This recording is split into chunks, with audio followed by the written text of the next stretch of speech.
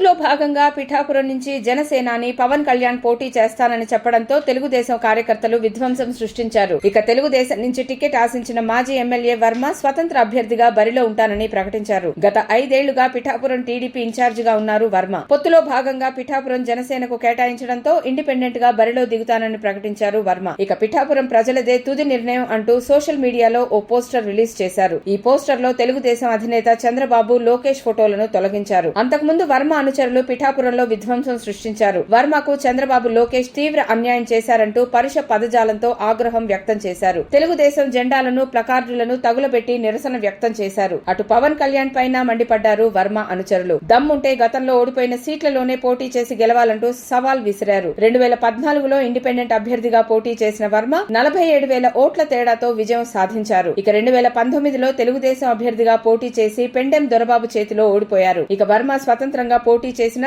30-35 వేల ఓట్లు పడే అవకాశాలున్నాయన్న వార్తలతో జన సైనికుల్లో ఆందోళన మొదలైంది.